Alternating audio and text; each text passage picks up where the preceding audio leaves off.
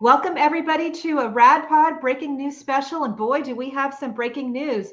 We are going to introduce you to veteran reporter Jody Vance, who is up in British Columbia, and she has been making the international news cycle because she is fighting back against her online harasser. She has been harassed for about 7 years, since 2015, and we're going to let her tell you about it. She just had a conviction. Her harasser pled guilty. The sentence, everybody agreed, was not strong enough. So now she is going after him on civil charges. And it's going to be amazing to follow this case. But she's doing this work on behalf of all of us who've suffered online harms. And I think she may be forcing the change. So let's bring her in. Jody Vance, we are so grateful that you are here with us today. As I mentioned, there is a storm in Hi-Fi's neck of the woods, so we are very grateful that A, we got online, and B, that is why Hi-Fi is the floating head in the box. Let's jump right in. First of all, I'm so grateful that you came across my radar. I don't know how it happened, but I'm just going to credit fate. But there you were, and I saw your fight. And I watched how hard you fight against the harassment campaign that was targeting you. And let our viewers know a little bit about that. And I apologize in advance because I think even talking about this stuff is triggering. So I just, we all endure it on our show. And B, like, again, I'm sorry. I'm sorry. We have to explain it. And to explain it, it can dredge some stuff up, but let's just jump in. Well, first and foremost, thank you for having me. I think it's very important that we have these conversations and that we no longer stay silent when we suffer in the crosshairs of harassment, whatever that might look like, whatever the reason behind it might be. It is not okay to be harassed. Harassment is not normal. It is unsafe. It is criminal in many cases, in most situations where it goes beyond somebody saying, please stop doing that to me. That should be enough. And until our laws, and I'm in Canada, until our laws reflect saying, please stop contacting me or please stop talking about me, is enough to deter somebody from doing that, something's got to change. And that's what I'm fighting for now. It's too late for me to fix what I've been through, but I want something good to come of it. So I'm here with you, as I know you do on this podcast, to try and help others who might be suffering, as I said, in the crosshairs of hate or harassment, criminal harassment. In my story, it started back in 2015, right around the same time. Twice impeached, disgraced, now candidate for president of the United States, Donald Trump, came down an escalator. I was working in talk radio as a fill-in host, actually. I've been a national sports broadcaster. I've been a morning television host here locally in British Columbia, as well as a talk radio host. I've been in radio since 1989. So that gives you an idea of my vintage. This was not shocking to me that people would disagree with things that I might say. I'm paid for my opinions. I have a significant platform. I'm not going to say that it's massive, comparatively speaking, to some that you might reference on this show. But back in around 2015, I started getting emails from one individual. And at first he was using his real name, a name I'd not said out loud until March 10th of 2023. So 2015 to 2023, I'd never said his name out loud. And I found out who he was in late 2020. His emails to me were misogynistic and hateful and paraphrasing and shortening it, pretty much, go sit down and be quiet, you woman. And then it became more political as the politics and the temperature around politics started to increase in not my country, in the United States, but being the neighbor to the north has its benefits and its downfalls. So he continued to email me. I asked him multiple times because I interact with my audience. I get lots of people who disagree with me, and I end up having meaningful conversations with them. And sometimes we find middle ground. Sometimes we agree to disagree. Sometimes I learn something and I say I'm wrong. This particular individual was not interested in any of those things. In fact, he just kept coming at me multiple times a day, every day, every time I would block him, because people often ask me, why don't you just block him? I did. And he would come up with a new Gmail or Hotmail or whatever, fill in the blank address. And it became more and more sexualized and more violent in nature and in language. And he would comb through my social media and screen cap it and then Photoshop it and then email it to me and everybody that I would have on radio with me, all of my guests. Once we got to COVID-19, 5 years into being harassed, and I had blocked every time he came at me, I'd block. And during COVID, it escalated again. And I, short story, reported it. And the law enforcement basically said, well, do you have any examples of the emails? And I'm like, well, I used to delete them all, but let me go check. And I opened up my trash of my email. And it was like shocking numbers of, the block symbol. It was just a sea of those. All of the things that I had blocked were still going into my trash folder. And then I started to really see the level of hate and narcissism and misogyny that was being hurled at me in a criminal way. I could keep going. This is a 7-year journey for me. I had somebody who was a guest on the show one day who is a social media expert and a online security expert at that. His name is Jesse Miller, at Mediated Reality on Twitter, and he is a great resource. I had him on as a guest talking about misinformation, disinformation, and how online hate is spread. And this person, who I didn't name until March the 10th, my harasser, came after Jesse using my image. And Jesse was able to identify him in a matter of minutes. And that was a game changer. Once you identify who your harasser is, it is easier to get the wheels of justice to start turning in a direction that might be helpful. At least that was my hope when I started on that journey. I think it's important to note that the escalation escalated to using World War II concentration camp imagery. I think that's an important point to make because, again, I think that there has been a misguided attitude that it's like, oh, just block it. Oh, you're too sensitive. No, we're talking about criminality. Can you describe that a little bit? And then we have so many questions. Well, just for the person who might be watching thinking I'm super sensitive, I was the first woman in the history of Canadian television to host her own sports show in prime time. If you want to talk about having to have a thick skin, try getting that gig. I'm good. I'm strong. I feel certain of who I am. I don't need to prove anything to anyone. I don't need to be the thing. I want to do the jobs I want to do. And if you don't like it, turn it off. If you don't like it, turn the page. If you don't like my tweet, scroll by it. Like I'm not a shrinking violet. However, if you start using images of Auschwitz and photoshopping a communist flag across my face on the mask that I'm wearing in a health not hate initiative to try and protect those in the Asian community around me who were being targeted during COVID-19, absolutely disgustingly targeted. You take something trying to be good and turn it into something ugly, and calling me names. I'm a Bolshevik, Maiden, Freuden, something, I don't know, all caps. But then mentioned my son. That was the game changer for me. When he mentioned my boy, that's when I took this. I signed up for somebody to be maybe disagreeing with me, but I did not. And I will never be okay with somebody coming at my family and my friends and my colleagues as it jumped off from that point. This man generated thousands of emails, thousands. Yeah. He attacked epidemiologists.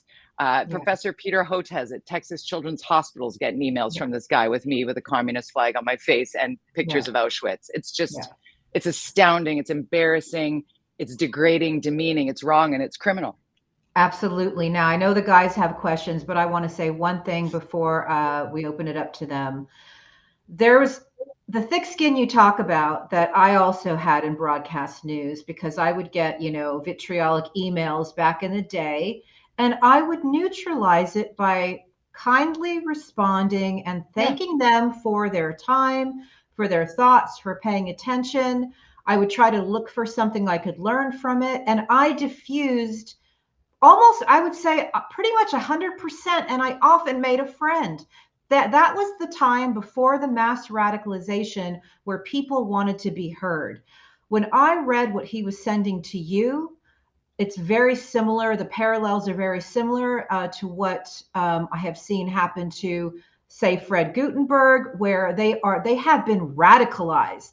Their brains are poisoned. I'm not saying that this guy, I'm not, this is not an apology. This is just like, I recognize where he was getting his sources of information, and then he put his target on you. And yes, it's criminal, but we also have criminals who are, distorting the brains of millions of people in America here. And I want to put a stop to that.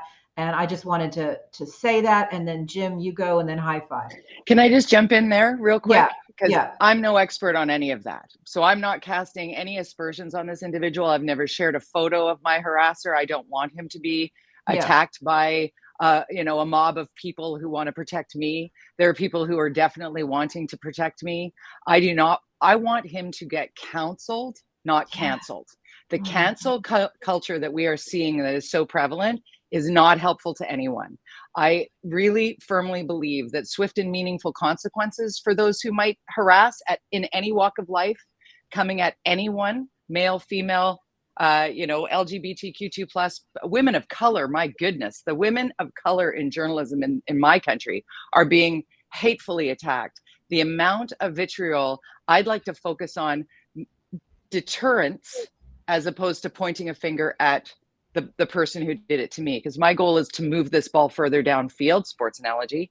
I want to help make change. I can't change what's already happened to me, but I can turn it into something meaningful. Oh my gosh, Jim. Wow. Thanks again, just for being here and telling the story and putting yourself through it again. I know how just talking about this stuff is painful. It causes trauma, right? And there's a version of PTSD that comes from being traumatized over and over and over again by these messages that are, directed at you psychologically, right, to tear you down. I wanted to point out that you said the abuse started in 2015. And that it was misogynistic in nature, right? Yep. So Gamergate is something that happened in America that was a misogynistic cult, basically, that happened on 8chan, on one of these, horrible kind of neo-Nazi websites. And what it did was sort of pioneer, I hate to use that word, the targeting of individual women in particular, to try and tear their life down for the simple reason of being, there didn't even have to be a reason. It was just, she's too woke, or she, whatever. I was definitely woke left, Jody. I was definitely, all caps. And that exact message is what was generated from this misogynistic cult. No. And that turned into the alt-right. So all of the kind of the neo-Nazi alt-right kind of infiltration into the Republican Party was born from this misogynistic movement. So I just wanted to point out that it appears that you were one of the victims, even if it was kind of peripheral to this American kind of misogynistic movement. You also said that it ramped back up during COVID, right? The exact same movement, the exact same cult, was sort of transformed towards QAnon and all of that. And that whole anti-vax, movement that happened while everyone was stuck inside at home was another example of, you know, radicalization taking it to the next step. And You then know, the we could last see that. We could see that here because in BC, we weren't locked in our homes. Our schools were the absolutely. only schools that stayed open in all of North America. In British Columbia, we had the least, we never locked down. I'll put it that way. There was never lockdown, and there was buy-in. And the majority of British Columbians, which is the west coast of Canada, for those watching in jurisdictions that are like, where is British Columbia? It's where Vancouver is. It's just north of Seattle. Mhm. And in BC, we were managed in a non-partisan, non-political way. We're science led. And our scientists here are world renowned. And this was not their first pandemic. This was not, you know, Dr. Bonnie Henry here, our provincial health officer, actually put SARS-CoV-1 back in the bottle in Toronto back in the early 2000s. And yet still this individual, to your point, I believe, if I may, Jim, that Of course. because of the machine that says we've been locked down, we are all being, you know, it's communism, blah, blah, blah. Even in a jurisdiction where that was absolutely not happening, it was happening in his mind, it seems, allegedly. Would you mind updating our viewers on where this is at legally and what your next steps are? I think it's very important that you not only pursued the harasser, but also that there was sort of a, you know, a disappointment for many people in the conviction, the sentencing that he got, and let our viewers know what your action that you're taking now is. Again, we're all trying to learn what options we may have out there.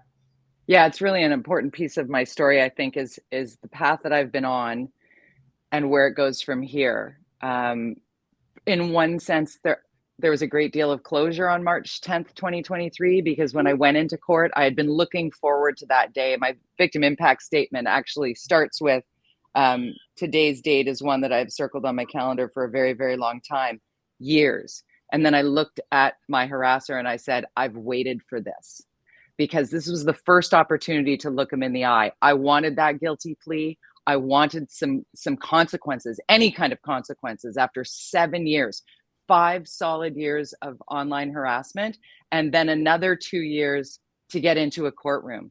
And 5 counts of criminal harassment with 4 other people involved in this case was whittled down to 1 count of criminal harassment, and years of harassment was whittled down to 6 months of evidence.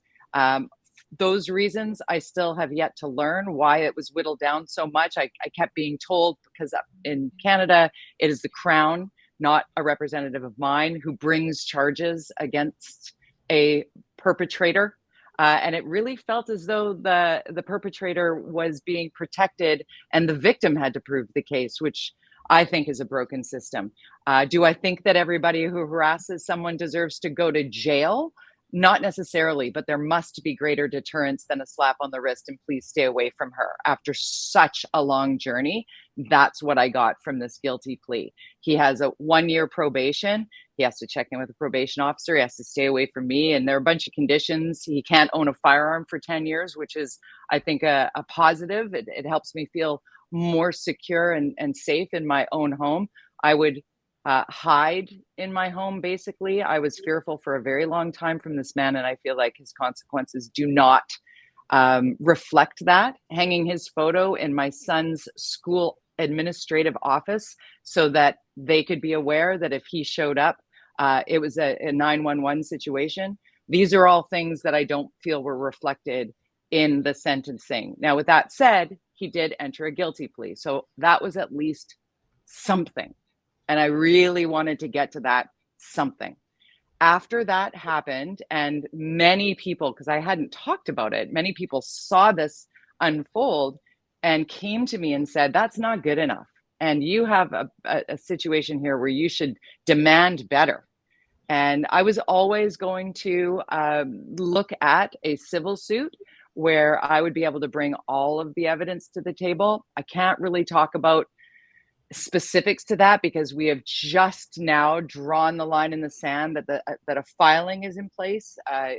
Mr. Oliver has not been served with this suit yet. We just want to make sure that the statute of limitations doesn't run out. We will present all of the evidence that we have gathered over all of these years and move forward towards some sense of restitution. I don't know what that looks like.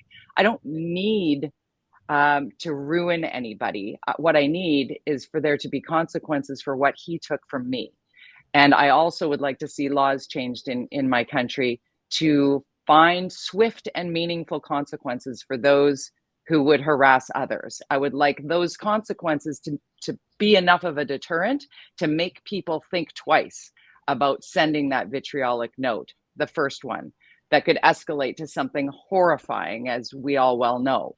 And so my mission here moving forward is to continue a conversation that our Governor General here in Canada has said on the day of my court, oddly enough, that we need a national conversation. And I would argue we need an international and if not global conversation about harassment, specifically online harassment, that must be curbed. Brilliant. And Hi-Fi, I'm sure you have a question. I've got one more, and then we're going to let you go. You say your tipping point was when he brought your child into the conversation. You just said we need laws about this. Mm-hmm.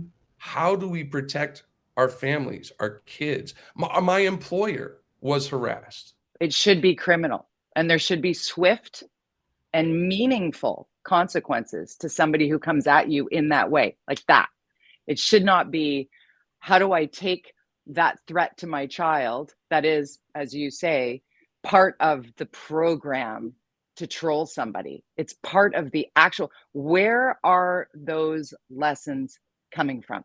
And I think the role of government, elected officials, protectors in society need to find ways to shut down bots, trolls, people who would come at you and harass, or create an environment where at least somebody knows how to identify that anonymous troll. Not that it should be outed, because there are countries where being anonymous online is necessary for safety, for personal safety and religious freedoms and other, like, that's a much larger conversation. But those same needs of anonymity are not required in a situation where it is a radical movement to attack fellow citizens in a way that is absolutely psychologically harmful, as you laid out. And I'm sorry that happened to you. Thank you so much for that. And thank you for the question, Hi-Fi. Can I yes. just ask one? To me, there's a simple problem, which is that we don't treat the online world the same as we do the physical world, right? If you're in a grocery store and 50 people come up to you and start yelling at you and you know, showing signs of your kids, you can call the cops, right? There are no cops to call online when that happens, right? Right. I just wanted to hear, you know, what are your thoughts for, you know, how can that instant sort of reaction happen? Oh, I've got a great idea for that. What are some possible mechanisms? So you know when you don't pay your taxes, that's a problem. Yeah. Right? They can come for you real quick. You get a speeding ticket, you don't pay it, they can come for you. That's a problem. It can become a big problem real quick. Parking tickets. It can be as simple as a parking ticket. If you don't pay your parking tickets, eventually your car is going to be towed. You're going to get a boot on it. Handing out swift and meaningful consequences to harassers doesn't require a trial in a court of law, in my opinion. I think it's very obvious when somebody is harassing somebody else. And you do it once, it's $1,000. You're warned, it's $1,000. Do it twice, it's 10 grand. Do it 3 times, it's 100 grand. Can't pay that? Guess what? We'll take it off your wages. You can't do that? Okay, we're gonna make it so you don't get a driver's license unless you pay it off. There are ways of putting deterrence and consequences in place. The system exists to do that. The want needs to be there to do that. Wow. I love this. I love just the fact that, you know, these horrible things happen and then people become warriors, and you, like it or not, you're kind of like a beacon right now for so many of us, in the way that you are not taking this and you are forcing accountability, which I think is what it's really about. My last thing for you is that you know, the harassment against me has ratcheted up to the point where I have, you know, there's a case that the FBI has. They've got all the documentation. I continue to give it to them as it comes in. But, you know, the fact is, when we talked to Brianna Wu, who was harassed during Gamergate, she said it changes you. And it does change you. It's like, yes, we learn to deal with it, live with it. We know where it's coming from and the why of it. In my case, I wish that people could be alleviated from the things that trouble them. But, you know, I sleep with the lights on when I do sleep. You know, I don't like to take showers. There's different behavior things that I've noticed in myself, even as I'm taking action. But I read an article about your latest legal developments, and I made the mistake of reading the comments where the harassment continued. Anything you can say about that? Never read the comments, Heidi.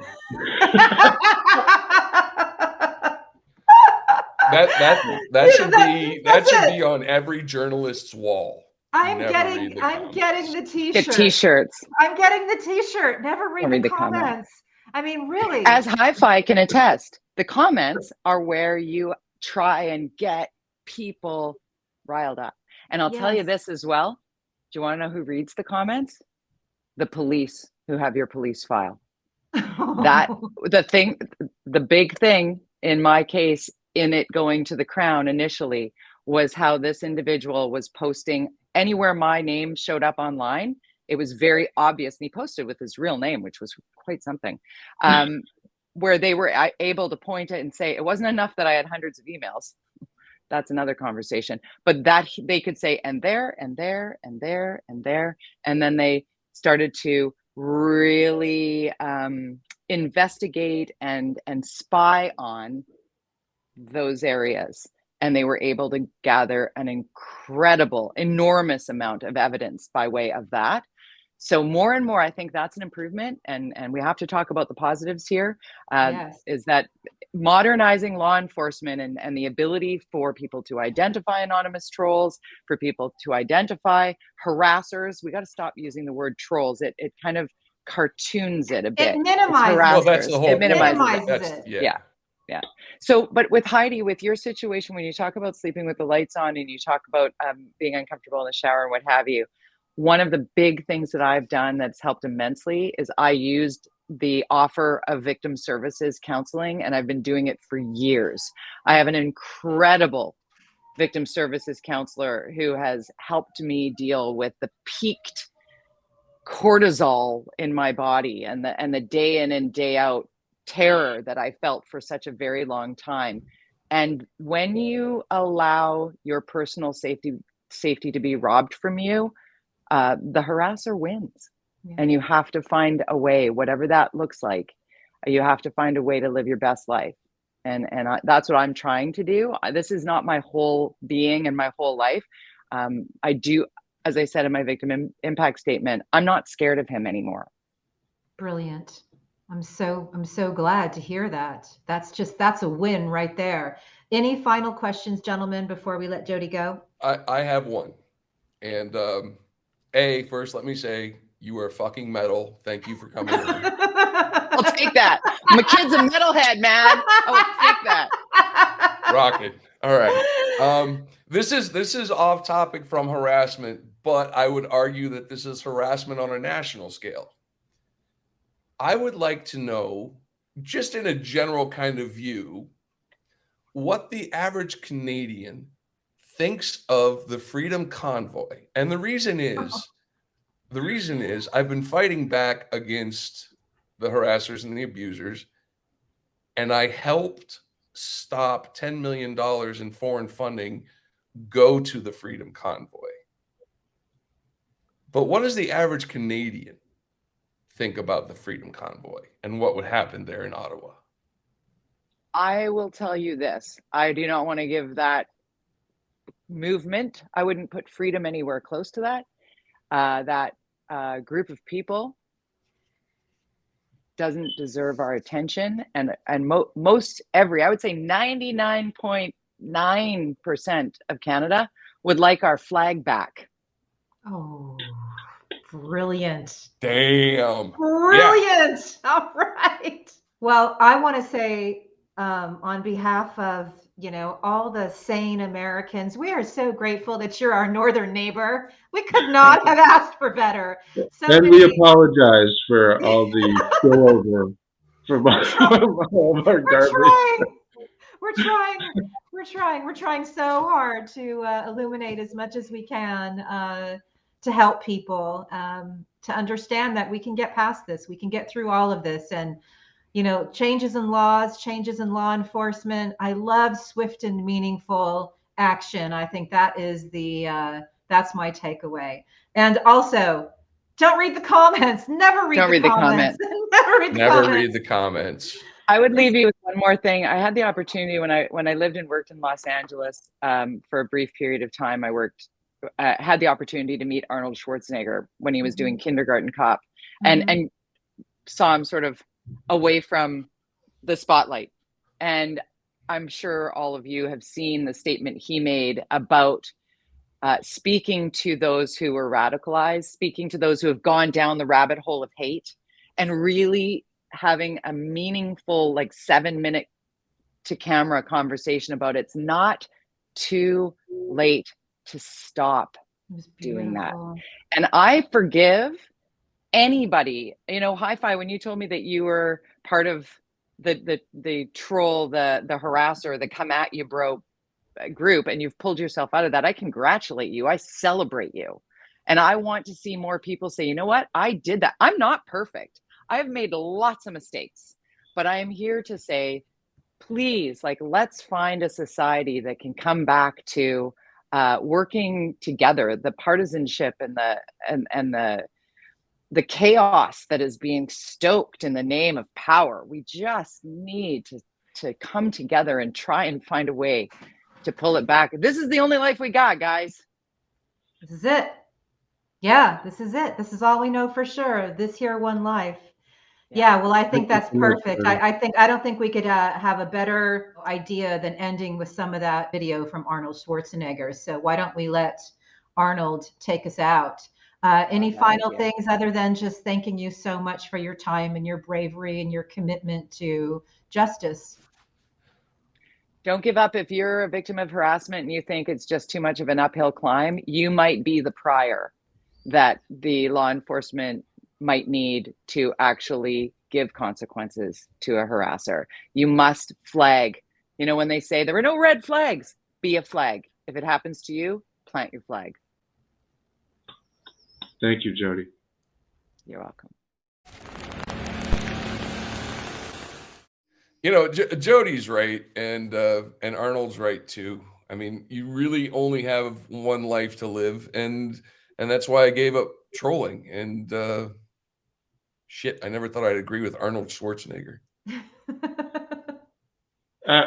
Arnold's got plenty of faults for sure, but Arnold is the American dream, and turns out Arnold is a good person. You may not agree with all the stuff he's done or the stuff he says, but you listen to this clip, and there's a good person in there, and that's what matters. Let's see that clip. I toured Auschwitz, the Nazi concentration camp, where 1.1 million men, women, and children lost their lives. Never again is the rallying cry of all of the people who fight to prevent another Holocaust. But today, I don't really want to talk to those people. I don't want to preach to the choir here. Today, I want to talk to the people out there who might have already stumbled into the wrong direction, into the wrong path. I want to talk to you if you've heard some conspiracies about Jewish people or people of any race or gender orientation and thought, that makes sense to me. I want to talk to you if you found yourself thinking about anyone is inferior and out to get you because of their religion or the color of the skin or their gender. I don't know the road that has brought you here, but I've seen enough people throw away their futures for hateful beliefs. So I want to speak to you before you find your regrets on the end of that path. You have two paths in front of you right now. One of them is going to be the harder one today. It's going to be downright painful. You will have to force your brain to think in new ways. You might lose some friends who want to hold on to their weak beliefs. But as you pull yourself away from that anger and that hate, eventually you will start to feel empowered. You will realize that you have the greatest power of all, the power to change your own life. You will be stronger than you've ever known. The other path is easy, much easier. You don't have to change anything. Everything in your life that you aren't happy about can be someone else's fault. You can keep fueling yourself on that sugar high of hate. But the end of that road isn't pretty. I've seen it with my own eyes. You will end up broken, searching for ways to numb your pain and your misery. See, I don't want you to go through all of that. It's unnecessary.